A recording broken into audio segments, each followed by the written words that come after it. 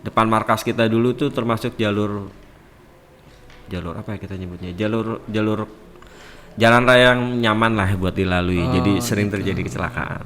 Saking nyamannya.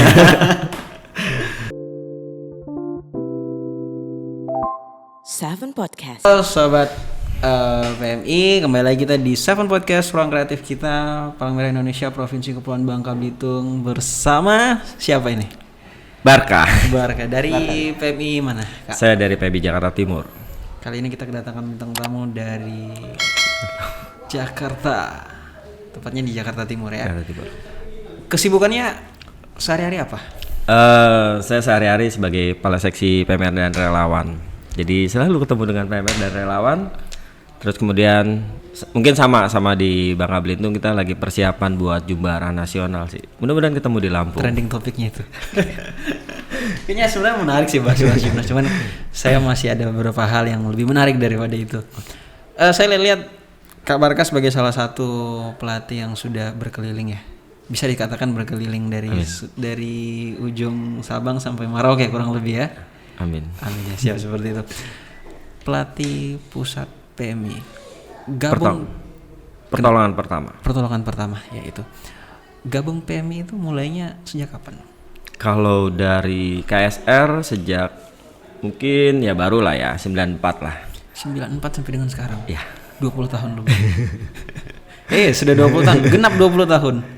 94 bergabung di KSR, kemudian bergabung di jajaran staf PMI 2010. Langsung di Jaktim pada saat langsung itu. Di Jaktim. Jadi nggak kemana-mana. Berarti itu kelihatan banget ya perubahan dari masa ke masa.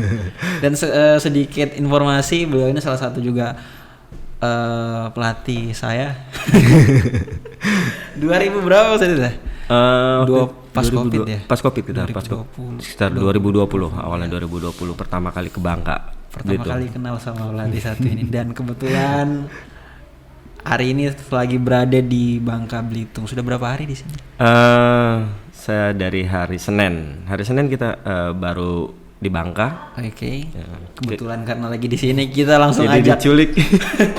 Hadir di ruang podcast seperti itu. Itu gabungnya tahun 94. Masih ingat nggak pada saat itu bisa memilih akhirnya gabung ke KSR ini Jakarta Timur langsung? Ya, karena waktu itu kebetulan PMR, terus saya lolos di waktu itu ada seleksi Jumbara juga sebenarnya. Oh, berarti sebelumnya sudah di PMR. Dari berarti PMR. Tahun berapa itu? PMR mulai 91 ya. 91 sampai dengan 2023. 20 tahun lebih sudah. Yeah. Oke, terus?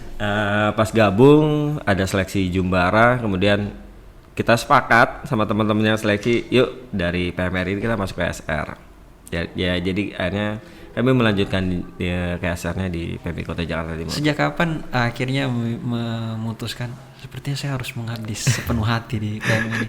Karena melihat jenjang karir Kak Barka ini sampai dengan sekarang malahan bergabung di pegawai statusnya ya seperti itu. Itu gimana? Sebenarnya mungkin regenerasi di PMI Kota Jakarta Timur sendiri ketika ada pergantian beberapa staf yang harus pensiun. Itu diambil kita perekrutan terutama dari relawan dulu.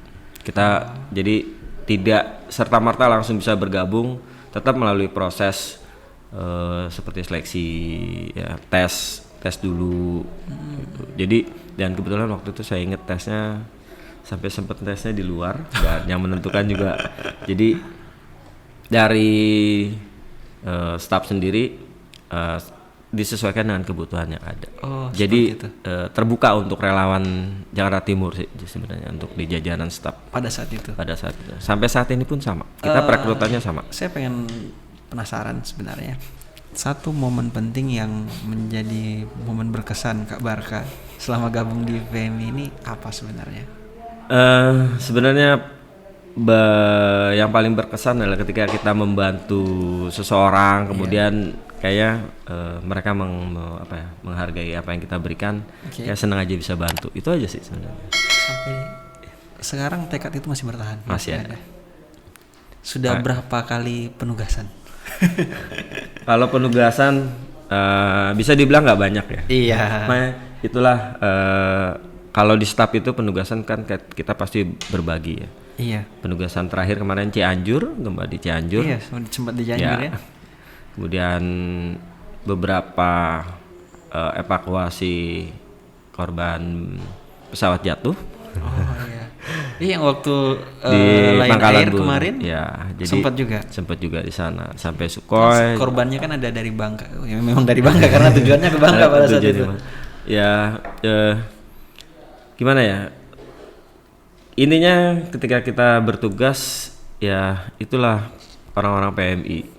Kita tugas nggak tahu apa yang harus diberikan, hanya kita diinformasikan sampai di lokasi kita harus berbaur bersama dengan tim yang lain dari instansi lain. Itu sih yang membuat kayak, dan mereka pun ketika bertemu tim dari PMI mereka cukup respect dan menghargai, dan kita bisa sharing-sharing. Itu yang sebenarnya jadi bertemu lagi, jadi nyaman jadi. Dan ya itu kalau bisa dibilang PMI dibilang unik ya memang unik. Ketika ada bencana, orang-orang harus menyingkir dari lokasi bencana, kita malah cari bencana. Kita mendekati bencana. Jadi bencana itu jadi ajang reuni. Itulah makanya sempat juga makanya ada yang bilang di mana ada bencana pasti ada PMI, dan itu yang membuat kita akhirnya bisa bertemu dengan bermacam orang dengan karakter. Yang terbaru kemarin ini yang di Jakarta Timur ya, kilang minyak itu ya. Ya, di Jakarta Utara. Oh, Jakarta Utara. Ya, yang apa? Oh iya, yang, Jakarta Utara. Kilang minyak. Sebenarnya PMI itu Jaktim terlibat. Kita menurunkan tim itu 24 jam. Kita kirimkan di sana hampir ada 12 orang untuk membantu. Kaisar TSR. Bahkan ada pengurus kita pun ikut terlibat. Wow, keren sekali. Jadi, itu. Pengurus di bidang ketua bidang bencana, dia turun langsung pada saat itu, bahkan sempat menginap di lokasi kejadian. Oke, itu pengalaman yang tentunya mungkin sangat banyak sebenarnya kalau kita gali. Gimana Bangka Belitung ini? Kesini pertama kali kapan? Sampai bisa beberapa kali kesini nih, kenapa ini? Saya pertama kali ke Bangka Belitung waktu itu nggak salah pelatihan pertolongan pertama. Itu pertama kali. Iya, pertama kali. Sebelumnya belum pernah, dan ketika itu akhirnya ke Bangka kan. Oh, momennya di situ. Ke situ ke Bangka Belitung, kemudian sharing lah dengan teman-teman, berbagi informasi. Kemudian kemarin juga pas di pelatihan pembina PMR, karena memang kita PMI Pusat lagi gencar-gencarnya terkait dengan Siamu, pendataan relawan PMI ya, berbagi sharing itu. Soalnya kemarin habis pelantikan berapa ribu Kak? 20.000 ya, apa 10.000? Kita kemarin 10.000 PMR. 10.000 PMR secara serentak dan langsung dilantik oleh Pak JK, Ketua PMI. Pak JK luar biasa sekali. Oke, mungkin bisa sharing tipsnya Kak kepada relawan-relawan muda yang ada di Babel, agar memacu semangat mereka untuk terus mengabdi di PMI ini. Apa sebenarnya tips dan triknya biar bisa awet lah? Sebenarnya kalau bisa dibilang PMR itu ilmu yang nggak akan lekang oleh waktu. Waduh, bahasa keren. Kayak Chris Patti aja ya. Iya, karena emang ini kan ilmu, terutama di pertolongan pertama ini kan ilmu sehari-hari ya. Ilmu ini karena sampai kapanpun kita akan terpakai. Itu aja sih sebenarnya. Makanya waktu itu juga kita pertama gabung di PMR sempat dapat apa ya, semacam, mungkin karena dulu sekolah STM kali ya. Kayak STM masuk PMR kayak kok aneh gitu kan. Gimana ya, gitu ya. Biasanya gitu. megang palu, megang yang alat-alat berat, ini megangnya bidang. Dan memang saya gabung di PMR juga unik gitu loh. Waktu itu pas pulang sekolah, ada kejadian teman mungkin kena cedera. Ada cedera, terus kita suruh bantuin, dan akhirnya yaudah ikut PMR. Oke, sampai saat ini alhamdulillah. Gara-gara teman. Ya, jadi mungkin buat adik-adik PMR ya, jangan bingung ketika masuk PMR, karena kedepannya ini ilmu yang ada di semua bidang, semua tempat. Kemudian ini juga ilmunya juga buat masa depan sampai kita keluarga pun berguna. Itu aja. Ini masih Sebenarnya bukan mudah, bukan susah juga, masih bisa menyesuaikan Masih bisa gitu. menyesuaikan. Karena nggak benar-benar kedokteran penuh gitu Ya, materinya. Karena kan materinya materi yang simpel lah untuk terutama untuk adik-adik PMR itu. Iya. Memang kalau tergantung niat. Mudah-mudahan niatnya ketika kita emang ingin menumbuhkan jiwa sosial, silahkan bergabung di PMR. Oh seperti itu. Jadi kalau mau nyari yang berjiwa sosialnya Silahkan tinggi, kemanusiaannya tinggi, Bergabung di sosial. gabung di PMR. gabung di PMR. Nanti openingnya gitu, gabung PMR. Pahalanya jalan terus, tenang aja. Siap, amin. Itu seputar PMR. Sekarang saya mau coba kupas sedikit terkait Dikit ya, kupasnya dikit ya. kemarkasan yang ada di Jakarta Timur. Untuk saat ini rutinitas aktivitasnya di kemarkasannya apa aja sih, Kak? Kalau di kita saat ini yang rutin kita ada posko 24 jam ambulan ya, kemudian ada donor darah 24 jam. Ya sedikit-sedikit ya bencana lah. Karena bencana ya biasanya memang yang namanya kebakaran atau banjir itu kan rutin ya. Rutin. Kalau itu ada jadwalnya itu ya, terjadwalkan gitu. Kalau dibilang nggak rutin pasti ada. Setiap bulan ada. Ada, setiap bulan ada. Baru-baru ini apa? Baru-baru ini kemarin kebakaran. Cuma nggak terlalu banyak lah. Dan PMI selalu terlibat. Selalu terlibat. Karena memang kebetulan kita sudah bergabung di tim tanggap darurat bencana, IMT, IMT-nya DKI Jakarta. Jadi kalau ada bencana terintegrasi, kita terintegrasi. Jadi 119 ke situ juga. 112. 112 Kita pakai 112 dan di sana sudah ada kepolisian, ambulan, dinas kesehatan, BPBD, jadi semua sudah terintegrasi. Kan gabungnya sejak 94 itu. Itu mulai aktif layanan ambulan 24 jam itu sejak kapan? Apakah mungkin Kak Barkan salah satu pelopor penggagas juga? Enggak, sebenarnya kita ambulan 24 jam itu memang kita sejak saya pas gabung di PMR saya sudah ada. Jadi sebelum PMI 94 sudah. Ya, jadi PMI itu sudah melaksanakan pelayanan ambulan ya, walaupun memang waktu itu mungkin belum seperti sekarang ya. Seperti karena di depan markas kita dulu tuh termasuk jalur apa ya kita nyebutnya, jalur jalan raya yang nyaman lah buat dilalui, jadi sering terjadi kecelakaan. Saking nyamannya. Saking nyamannya. Sampai akhirnya tadinya kita dapat akses putaran di depan markas, sekarang ditutup karena memang itu membahayakan karena memang beda posisi tinggi jalan. Jadi atas pertimbangan itu banyaknya kejadian akhirnya di close. Jadi kita ya walaupun harus jauh berputar ya.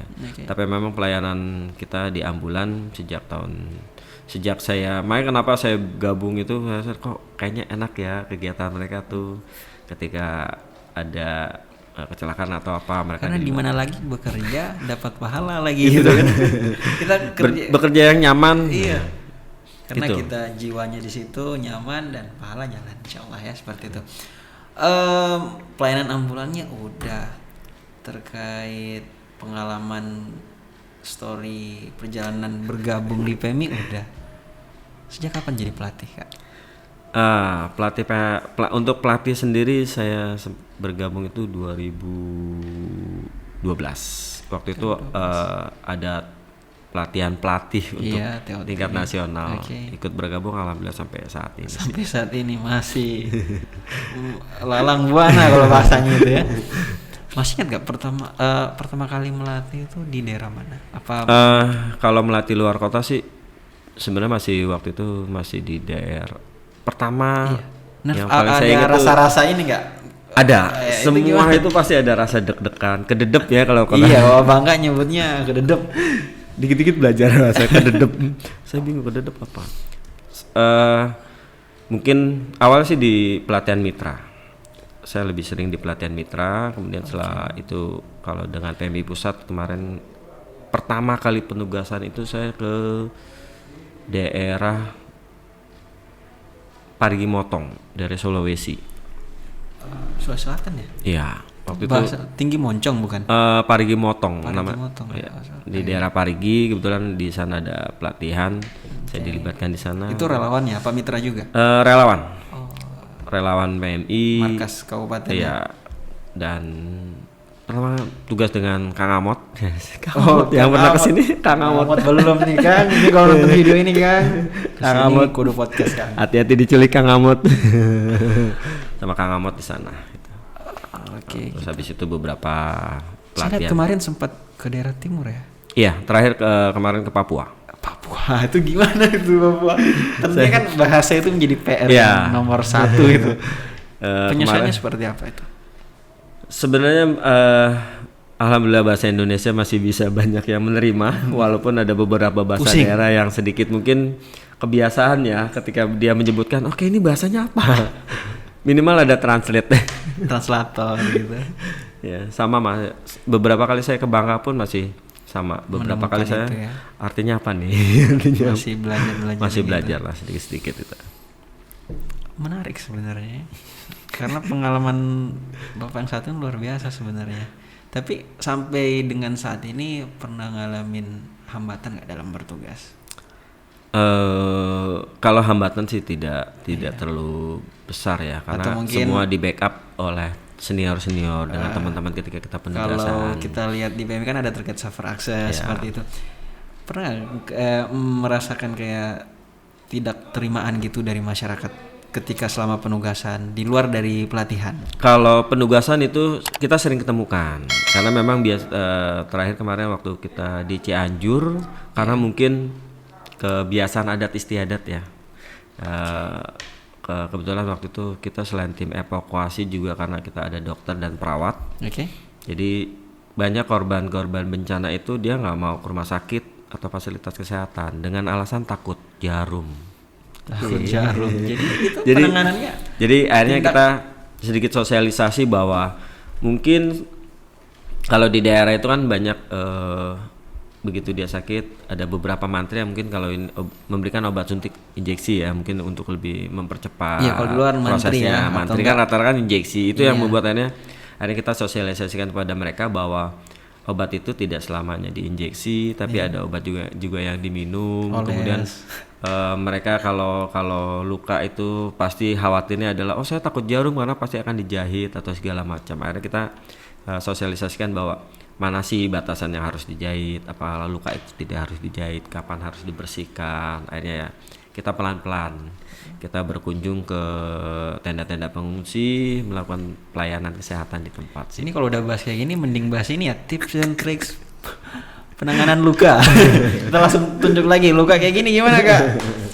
Seperti itu. Jadi berarti hambatannya di situ. Cuman kalau melihat pengalaman yang luar biasa dari narasumber kita yang satu ini, sejauh ini kesannya adalah selama bertugas itu Kak Barka menemukan banyak sekali pengalaman yang baru.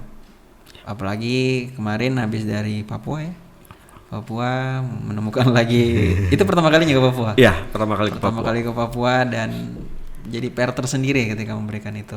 Waktu itu Pelatihan, dasar, PP dasar, pelatihan menengah. PP menengah. Pelatihan di sana dan ternyata orang Papua itu Iya? menyenangkan. Orang Papua itu menyenangkan. Ya, mereka mungkin selama ini di luar masyarakat umum tahunya orang Papua tuh kayak kasar. Iya, kacamata atau- kita melihatnya iya. seperti itu. Tapi ternyata begitu saya sampai sana, mereka ramah Diajarkan terhadap tari. terhadap orang baru itu mereka ramah, terbuka. Karena itu saya rasakan begitu waktu itu saya main jalan-jalan gitu begitu melalui beberapa rumah warga dengan ramahnya dia menegur selamat siang kakak mau kemana. Itu saya seperti merasakan oke, kita kayak berada di rumah sendiri gitu ya. Mereka tidak membuat perbedaan kayak melihat orang aneh ya. Mungkin kan selama ini pandangan masyarakat luar seperti Apalagi dengan kasus yang sampai iya, sekarang masih berjalan. ternyata itu, seperti itu. mereka ramah-ramah itu aja sama orang asing atau orang baru di lingkungan mereka cukup mau bertegur sapa gitu. Itu aja. Oke, berarti saya ingin menyebutkan sebagai relawan senior yang sudah dari 91 sampai sekarang masih bertahan. Kurang lebih 20-an lebih itu ada sedikit pesan-pesan nggak untuk relawan muda di Bangka Belitung ini? Karena Bangka Belitung kita masih tergolong baru. Ya, Kalau yang tadi kan untuk PMR-nya. Oke. Kalau ini untuk relawan mudanya. Untuk relawan muda ketika kita sudah masuk ke KSR, nikmati. Itu aja. Nikmati, bawa santai. Biarkan proses yang Iya, membentuk. itu aja. Karena kalau saya punya prinsip ketika kita masuk ke lingkungan yang baru, kita harus bisa menyesuaikan. Prinsip itu. Kalau kita tidak bisa menyesuaikan ya sudah, karena ada pepatah bilang Iya. kepala sama hitam. Rambut boleh hitam, Oke. tapi yang namanya pendapat itu pastilah. Perbedaan itu bukan buat perpecahan. Benar. Perbedaan kita temukan, kita buat semacam kenyamanan. Soalnya kalau nggak ada perbedaan kayak makan nasi tanpa garam gitu ya. Iya, nggak ada Jalannya ininya. manis lurus terus kayak jenuh gitu kan ya. Itu biasalah. Kayak makan telur langsung digoreng gitu, dan kasih bumbu hambar gitu ya. Rasanya hambar. Itu biasalah. Kalau namanya kita temu perbedaan atau mungkin sedikit. Yang penting selama jaga komunikasi, Oke. itu pasti ada jalan keluar. Prinsipnya. Siap, luar biasa Komunikasi apa? sekali. Sebenarnya dari Jaktim ini banyak orang-orang hebat ya. Salah satunya kemarin saya sempat ketemu juga dengan Kak Ajel. Ya, kagak. Itu beliau juga luar biasa sekali. Ya mungkin di lain waktu kita bisa bertegur sapa dengan mereka ini semua. Dan kita telah mendatangkan salah satunya juga, dan terima kasih. Baik, sama-sama. Sekali sudah menyempatkan waktunya Kak Barka. Kurang lebih sudah 20 menitan lebih kita podcast, karena memang kita nggak track dengan waktu yang cukup panjang juga, hanya ngobrol santai aja. Dan mungkin dalam waktu kita bisa mengupas lebih dalam lagi seputar profesi keahliannya Kak Barka, karena tadi seputar pelatih PP. Mungkin ke depannya jika kesini lagi atau mungkin nanti di lain waktu apa kita undang lagi. Gantian ya. Gantian lah main ke Jakarta. Kita bahas buat seputar teknis-teknis langkah-langkah dalam pertolongan pertama seperti itu. Baik, terima kasih. Inilah dia sedikit pembicaraan singkat yang luar biasa dengan narasumber kita ini, Agus Barka. Dan sampai jumpa kembali di episode 7 Podcast selanjutnya. Dadah. Ah.